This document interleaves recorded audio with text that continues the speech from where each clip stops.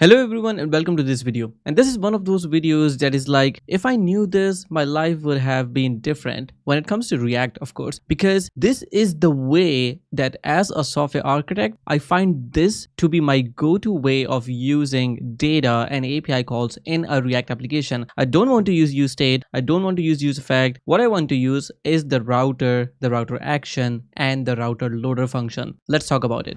So for those of you who don't know me, I'm Mohammad Asanayaz. I'm a Google developer expert in Angular and a software architect with almost 10 years of experience in the software industry. And my goal with this YouTube channel is to help enable more developers learn web technologies in the best way possible. With that said, let's get started. So first of all, I want to show you the application that we are going to work with. So this is a very basic React application in which we have a couple of routes. We have the context route, which is essentially the default route, which renders a bunch of contacts. It has the delete buttons for each contact right there, but they don't do anything at the moment. And if you click the contact, then you go to the contact detail page, and then you have a delete button here as well. You can click this button to go to the home page, which is the contacts page. And from this form, you are supposed to have more contacts added to this application. And we don't just have the front-end application, we also have the backend for it as well. So in the description of this video, you will find the link to the GitHub repository and the branch that you want to use as well. The branch is called start forms that you can see right here. And inside that, you have the React forms folder. And inside that, we have the contacts API, which is essentially the API that we are using as the backend, which is based on nest.js. And it is a pretty decent application which has a bunch of endpoints just to get contacts, add a new contact, and then delete the contact. And all the contacts that we have are maintained in the contact service inside the memory. So they are in memory. And this array is essentially what's holding the contacts. And behind the scenes, we are using the seed context array to initially have a set of contacts that we can work with. So when you look at the application, these are the hard-coded array items that are initiated, and we're supposed to add items and delete items, and it should work flawlessly. On the other hand, we do have the React router application, which is the front-end code, and inside that we have a bunch of components. All the API calls are inside this contacts api.ts, which contains get contact by ID, create contact, and then delete contact. And apart from that, we have just two components. So if I go to the route tsx, here you can see we have the default route, which basically redirects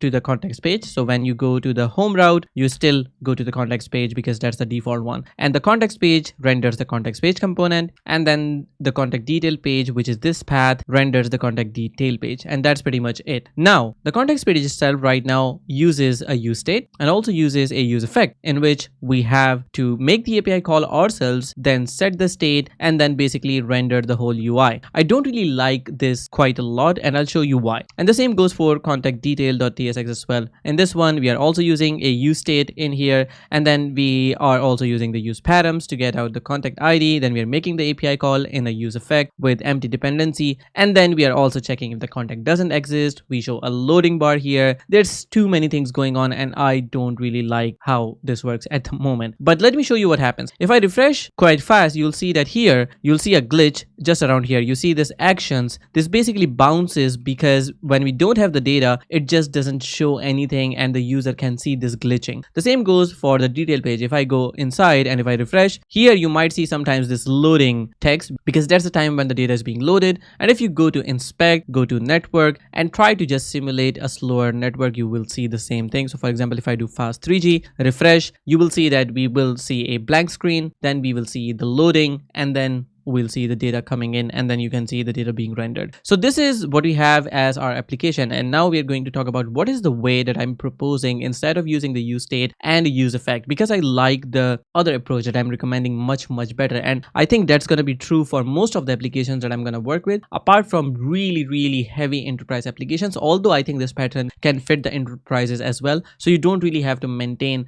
a lot of state on the cost of API calls, so to say, but we are going to look into it. And the way this is going to work is this is the explanation of what I'm about to teach you. So every component, when it does something, it will dispatch or it will execute a form action. So we're going to use standard HTML forms, and those forms are going to be submitted against a particular URL. We are sort of going back to the standard historical HTML form submissions, just like we did in PHP or even before that. But this is going to look super cool, and I'm going to tell you why. So here every component executes a form action against against a route inside the React application. And we're not talking about any backend route. This is all front end. So on the front end, there's going to be an action, which means that the type of this form action is going to be post. So we are going to use a post against a front end URL, the React URL, which we are calling right now route action. That route action is supposed to make the API call to the server. The server sends back the data and the route action then responds back to the component. This is going to be the whole flow, but I'm going to tell you what would it look like. But even before the actions, which are supposed to be done later on. For example, in the beginning, I just want to render this data. In the beginning, I just want to render this detail. Afterwards comes the delete and also the add new contact functionality. So let's talk about how can we ensure that even before we go to the page, even before anything has to render, I already have the data. And that is going to be mostly what senior engineers want and recommend, because there are so many things that you need to handle apart from that. For example, showing a loader right here or not having this glitch that you see right here. And even then, if you have the data in the beginning when the page loads, after any action that you have done, you need to update the state again, or you will see a lot of developers making the API call again manually themselves. And it's really hard to track where this is being triggered from. So we can reduce the code a lot by just using the React routers loader functions, and we are going to use them now. So just to make sure that we have all the setup running, you have to open the contacts API folder inside your VS Code or wherever you want to open it. And then you need to run npm install, and after that you need to run the command called start dev, which is this one. When you run start:dev, it should run nest start, and then you have the server running locally. This is the backend running. Now for the front end, you need to open the React router app folder from the GitHub repository, and once you have that open, you just need to run the command dev or npm run dev, and then you have the server running on localhost 5173, which is exactly what we see right here. So our backend and our front end both are running, and if you go to the network call, you will also see that the requests right now are going against our backend. I'm gonna do no throttling right here, and if I go to network, see the context, you can see this is going against the localhost 3000. So our front end is on 5173, the back end is on localhost 3000. Now as I said, the first thing that I want to do is essentially creating a loader. So I'm gonna go to my pages, and inside that the context page, and in here, instead of all this, I'm going to first create a loader function. So we're going to start by saying export const context loader, and we are going to define this as an async function because this is going to call our get context method from the API file. So here what we can say is const context equals, and here we can say await get context. So it's the same function we are using in the useEffect, but we are going to use it here. Now the type of context is a context array, which is good. We are returning context as an object from this, and if we see the type of this context loader function, it is returning a promise of an object that contains context or array of context. Now what we can do is we can replace all of this by just saying const, and here we can extract it the same way we are returning from here, and here we can say use loader data. This also comes from the React router DOM, and here if we now try to see what is the type of this context, you're going to see that it is any, and this doesn't really make sense because the object that's returned from useLoader data is unknown. We don't really want that. Now one thing that you could do is you can just type this as any, and this solves all of our problems. However, this is the most stupid thing that you can do as a TypeScript developer unless you really know what you're doing. So I don't really recommend using that. Instead of that, you can just say as, and here you can say return type, and then you can say type of, and here you can say context loader. Now what you're seeing right here is that the type of this object returned from the useLoader data is exactly the type that this function returns, or the value that this function returns. Now there's one problem though. This assumes that the value is going to be an array of context, or an object that contains an array of context. However, it's a promise of the object that contains context array. So we also need to go here and say awaited, which is also a TypeScript utility. So here when we type it like this, now you will see that the whole file is green. We don't have any issue, and we are actually using the types correctly. So in this particular situation, we get the context with the right types. Now this is TypeScript magic. I don't really like it,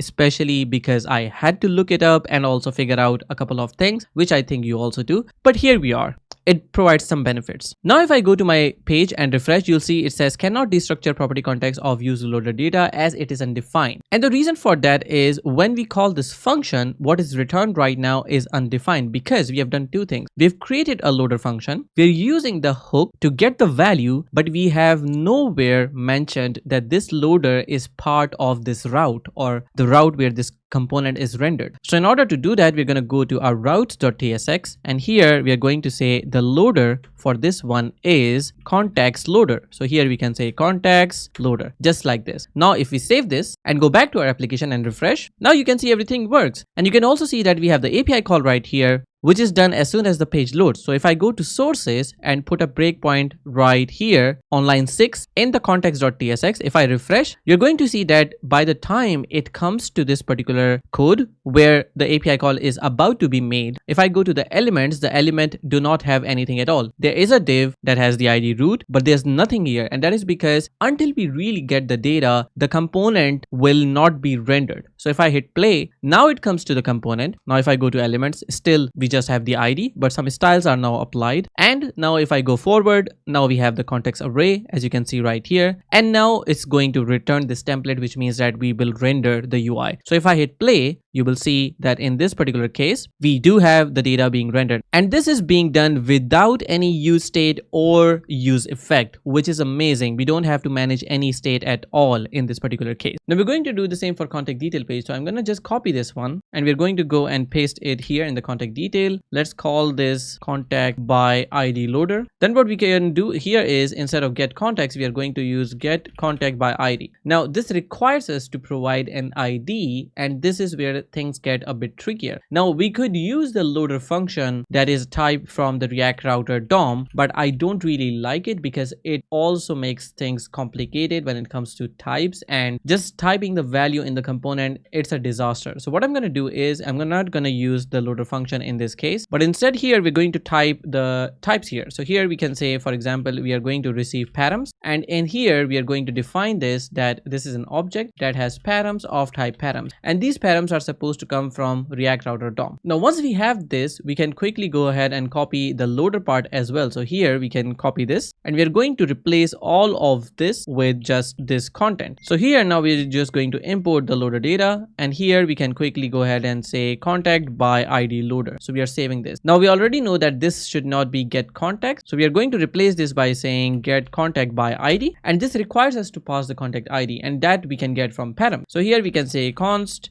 and here we can say contact ID equals params. So we are going to receive this, and now we can basically pass this here. So if we say contact ID, we are going to ensure that the contact ID is always there. So we are going to put an exclamation mark right here. Now it's important to understand that no one can come to this route if we don't have the contact ID. So I'm going to put this exclamation therefore to tell TypeScript that we know what we are doing. So I'm going to quickly remove this and remove the use params and remove this unnecessary import as well. Now what we need to do is this returns a single contact. So we are going to return contact from here, and this needs to be contact as well. Now you can see that my whole file is happy. There are no TypeScript errors. And if I go to the page and refresh here, it says contact not found because of some reason. So if I go back, refresh, click this, you can see contact not found. And the reason is the same. We did not really bind the loader with the route. So we have a loader, we are using the loader in the component, but nowhere in the routes we have mentioned that this loader is going to be used. So we are going to go to this particular route, and here we can say loader, and here we can say contact by ID loader. Let's save this. Now if I go to my application and refresh, you can see that we get the data and we basically render the contact. So let's try someone else, William for example, and you can see we are having the data right here. This is awesome. And the fun part is that if I refresh, you don't see the loading thingy again as well. And if I go to this page, you don't see the glitch as well. So the page will not even render unless we really have the data back. But I'm pretty sure you might be like, Asan, this is not really different from what we usually, and this is not even cool. But wait, I'm going to show you now the actions which will blow your mind, because the loaders are automatically called after the action. So let's get into it. So we're going to work with two different actions. First action is going to be create contact action. And as I mentioned, the components are supposed to execute some route route actions, and the route actions are going to make the API calls. So the first action that we need is contact. So this one that you see here, which is a bit lesser opacity, this is where our contact page component is rendered. But as you know, if I go to a particular route on a website, the method that the browser executes is get. But for our actions, the method that we are going to use is going to be called post, but on the same route. And this is going to be the route action. So first of all, let's work with the create contact action. So I'm going to go to my contacts page, and here we're going to start creating the action. So here, let's go ahead and say that export const, and here we can say create contact action. And this is going to be an async function because this is an action which is going to make an API call in the end. So we can type here the action function against this function, which will make our lives easier. And now that we have this, we can basically get the request from here. So what is the idea really? The idea is that we have this form inside this section. So we don't really have a form yet, but we have some input. So we have first, we have the last name input, and then we have the email input, but we have no form at the moment. And we also have the button that submits the form. So the first thing that we want to do is to replace this section with a form, and the form is supposed to come from the React router DOM. This is important. Now that we have the form imported, we are going to define that the type of or the method of this form is going to be post, because that's what we just talked about. And then the action that I want to do it is against a particular route, which is /. Now what am I saying here? I'm saying that on the route, on the contact route, I'm creating an action which is going to be triggered whenever this form is submitted. So instead of making an API call, I'm actually submitting this form against one of my React route. And when I do that, then the function would do this magic. So first of all, we need to create this create contact action. Then we are going to do some stuff. So here, what we can do is we can get the value from this form. So as you can see, all of my inputs have the name attribute to them, which means that when I submit this form, I can actually get this inside the action from the request. So here what we can do is we can say const form data equals, and here we can do await request dot form data. If you mouse over form data, you will see that this returns a promise on form data. That's why we are using await here.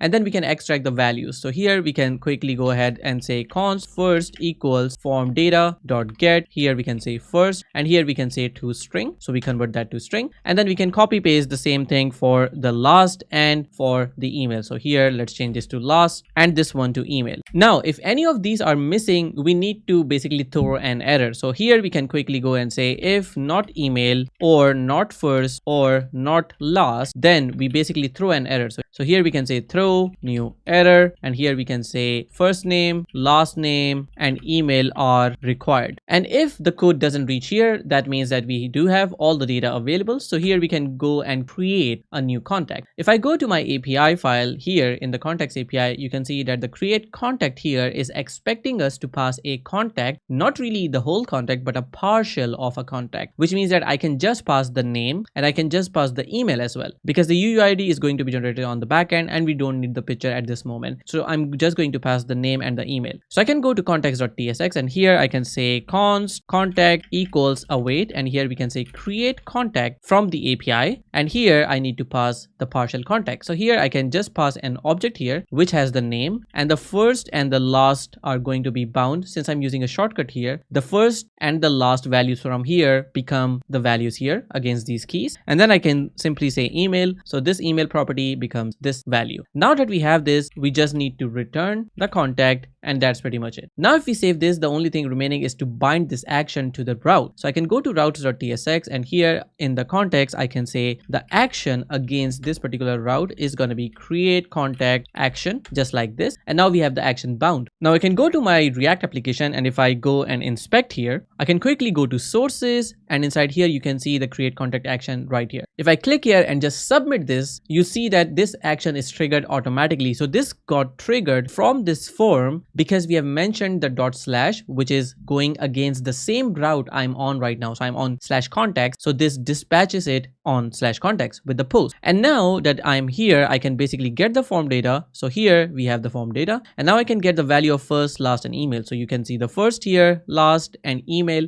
all of them are empty because I don't have anything here. And now this is going to go inside here and throw a new error that says, sorry, an unexpected error has occurred. All of these things are actually required, which makes sense. Now, if I click back, it still keeps me to the context page. So if I go here, you can see the loader got triggered, and now we still see the data here. This is cool because it's automatically handling the post as a new route. So it added that to the history in case of error, and that's pretty nice. Now, what happens if I actually try to add something? So I can probably say sn ayaz, and here I can say sn add something.com. And if I do this and hit submit, now it comes here, gets all the data, and now you see the email here, the first name and the last name, all of these are here. So it goes forward, it should make the API call. So if I go to network and just hit play after having the contact, so here you can see there was a network call. We got the 201 from this one. This was a post against the backend. So as I mentioned before, our component did a route action to post/contacts still on the front end. This route action made the API call to the backend, and then the backend responds back. So in this case, the backend responded with 201, and here we've got in the new contact that the backend created. If you look at this contact not only contains the email and name, but also the UUID. This is coming from the backend. This is super cool. And the cool part actually comes now, because after this call that we have just done to create a contact, since we are on the same page, if I hit play, you will see that it goes to the context loader again, and it automatically gets the new context, and now it has 11 items, including the one that I just added. And this is the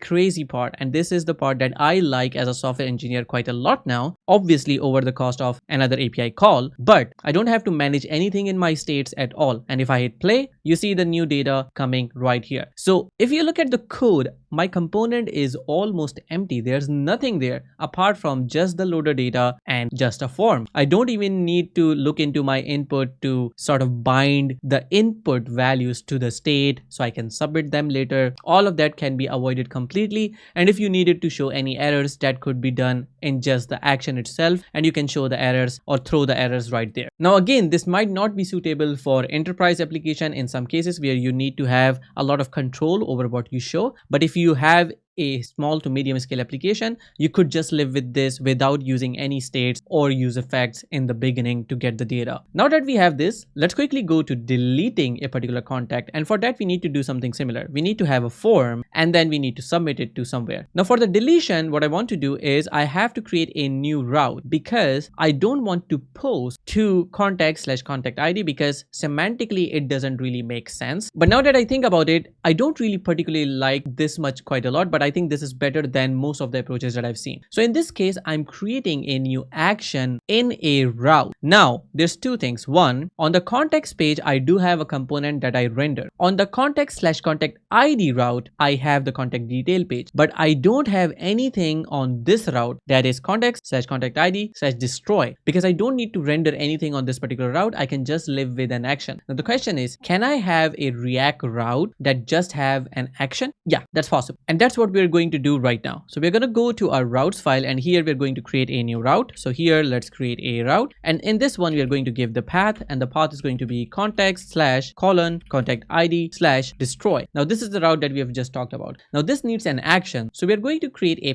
page for it as an action, and here we can say context destroy.ts, because this is not going to really render anything. I'm just keeping this as a TypeScript file. And now here I can say export const destroy contact action, and here this is going to be an async function just like before. And now what we can do here is that we can also give this the type action function, which comes from React Router DOM. Now what's important here is that we need to have the contact ID, because this is being triggered on the context/contact ID, and we need to know exactly which contact we are deleting. Because if you go to the application, you see that if I click a delete button, I am clicking to delete a particular contact, and if I go inside, this is the same case. I need to know which contact I'm deleting. So in here, what we can do is in contact destroy, since this is an action function, we can also get the params as we discussed before. And here we can say const, here we can extract the contact ID, so contact ID here, and here we can quickly go ahead and say params. Now we know that this contact ID is always going to be there, so here we can say await delete contact, which is coming from the context API, and here we can give the contact ID. Now that we have this, we can quickly save this, but we are also going to do one more thing. After we have deleted the contact, we want to go back to the context detail page, and I'm going to show you why. If I just save this and bind this destroy action to this route, let's see what happens. So I'm going to say the action here is going to be destroy contact action. And now we have bound this particular route with this particular action. Now we can go ahead and implement this in the context list page. So if I scroll down to the very bottom where we have this button that we render on each particular contact in the table, I can basically change this div to a form that we are already importing from the React router.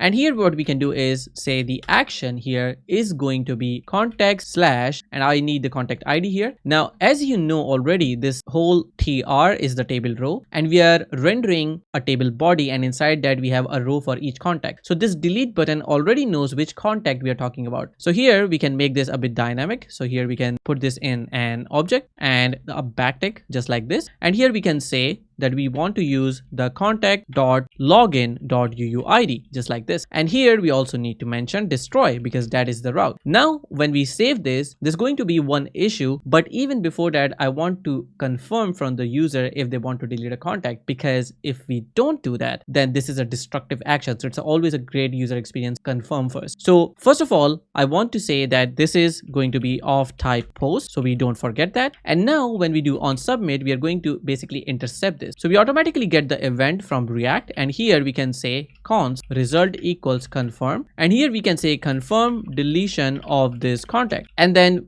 we check if the user has cancelled this and does not say okay, then we just do event.prevent default, which means that we are going to stop the submission. Otherwise, it's going to perform this action, which means that it's going to go to contact destroy, delete the contact, and be done with that. Now, if we save this and go to the contact detail page and save this as well, we can see if this works. So if I go to the home page, if I go and inspect this, go to sources, and inside here, if I put a breakpoint right here on line 132, inside this form that we just created, we can quickly also go into the destroy contact ts and put a breakpoint here. Now, if I delete SNIRs, click here, you can see that now this is going to confirm. So if I step over, this shows me a dialog, confirm deletion of this contact. I say cancel. It goes and checks this is a falsy value, so goes inside and prevents it. So nothing happens at all. Now, if I do the same thing and confirm in this case, okay, now this doesn't go inside and it dispatches or it goes to the destroy route just like this. And now it says not found. Why does it say not found? That's an interesting question. If you look at the URL now, the URL has become contact slash the ID and slash destroy. So we've got this context part of the URL 2 times. And that is because in this form in the code, we have mentioned it like this. If you see this without having a slash, that means that we are using a relative URL. So wherever we are right now, it's going to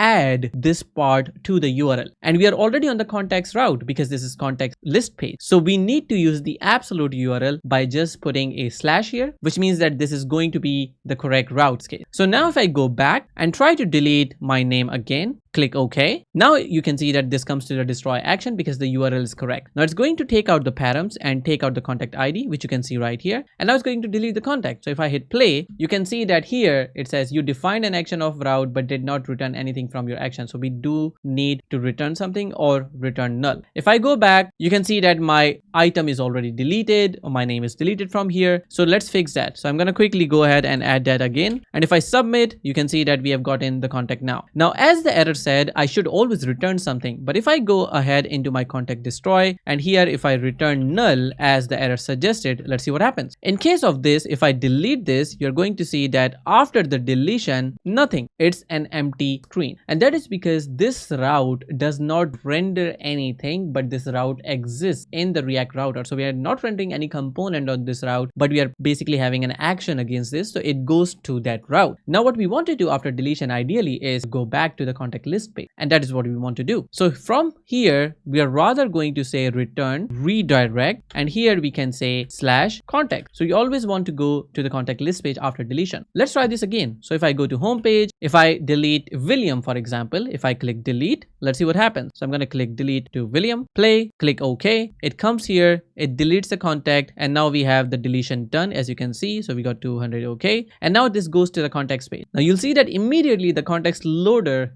is triggered again. Since we are coming back to the context route, the loader executes again. And now if I hit play, you can see that we got rid of the data. We got rid of the contact that we just deleted. And if I close this and show you how this feels for the user as an user experience, this is what would happen. If I click Eva Jackson, click OK, you can see that the route is gone and nothing is added to the history, which is the most beautiful part. Because if, let's say, I go to my GitHub page and then from here I go to this local page, hit enter. Now, if I just want to delete Anastasios and hit delete, even though we have a form action that goes to a route, deletes some stuff and then comes back to loader, there is nothing added to the history, because if I click back, you can see that I go to GitHub. I don't go to the pages of my application, which is the most beautiful thing, and I really like it. And now that we have this functionality here, we can replicate the same thing in the contact detail page, because we want to do the same thing here as well. So we're gonna go to our context TSX, and from here I'm just gonna copy this whole form, and then I'm gonna go to contact detail and go down, and in here we do have this button right here that says delete. So I'm gonna just paste it right here. But before pasting, look at this, we do have the button SM here, so I'm also going to replace that here. So let's replace this to SM. I'm also going to import the form from here, and let's quickly format the file. Now that I have this, let's save this. And now if I try to do the same thing, if I delete this, it's gonna delete it and immediately go to the context page. So if I delete it, click OK, look at that, it came back to the context page. And if I click back, would it go back to the previous contact? Let's see what happens. If I go there, you can see that it just says loading and never stop. That is one thing that I had in mind, but I saved it for later. Let's talk about that in a bit, but let's also realize what we just did. Without using any useState, useEffect, just using the forms and the React router actions and router loader, we're able to have a fully functional application in which we render the data, we add items here, test 1 or test 2, whatever you want to put it here. We do have the errors here as well in the form as validation, and we can also say, for example, here and test at test.com, and you can see automatically we have the data right here as well, and there's no additional history in the navigation as well, and we have less code as well. Now, from the point where we want to see if there's a contact that we are trying to get and it doesn't really exist in the database, then what should happen? So it keeps showing the loading in this case. If I go to the console in this case, there's no error on the console as well. If I go to the contact detail page, you're going to see that in this particular situation, when we refresh, we do get the contact as undefined, but we basically send the contact back, and then here we get this as undefined and we keep showing loading. We don't really want to do this. What we want to do is rather throw an error that the contact was not found and show the error page in this case. And this check should not even be here, because this page should only be rendered when we have the contact available. So what we're going to do is we're going to basically remove this loading, because we don't want that, and we're going to put the condition here. So if we don't have the contact here, we need to throw a new error that says contact not found, and that's pretty much it. We're going to basically render this error. Now you see that since we have already taken care of the condition here in the loader, automatically our error has gone from the component, because now the component knows that this is always going to be the contact. Notice what happens when I just comment this. So if I comment this, you see that the contact becomes contact or undefined. But if I'm using this condition here, since I'm using the correct type from here, it automatically understands that if it reached this code, we have the contact ready. Now, if I refresh this, you're going to see something different. So here it says contact not found, go to contacts page. And if I click this, it takes me to the contacts page with the loader and all the magic. So here we go. Now we have found a way to not use useEffect, not use useState, and just by using React router forms, just by using the React router loader functions and action functions, we are able to work with a fully functional application. Now, in the end, it might end up with some router actions or even extra routes in your React application. But as I said, I think it's worth it for small to medium applications to not have to manage all that state or write all that code, to also then have a lot of checks for that. And that is pretty much it for this video. This was part of the React codes that I've built already, that is in the language Urdu and Hindi. So a lot of you might not understand it, but if you do, you need to go and check out the codes. It's very cheap, and if you know someone who really deserves it, I also have some free spots left as well. So you can find all the link in the description, and let me know in the comments if you think this is the right approach that you're going to use, or if you have something against it. I'm super stoked to hear your thoughts about that. And if there's something that you want me to cover in the next videos, let me know in the comments as well. As always, happy coding. I'm going to see you in the next one.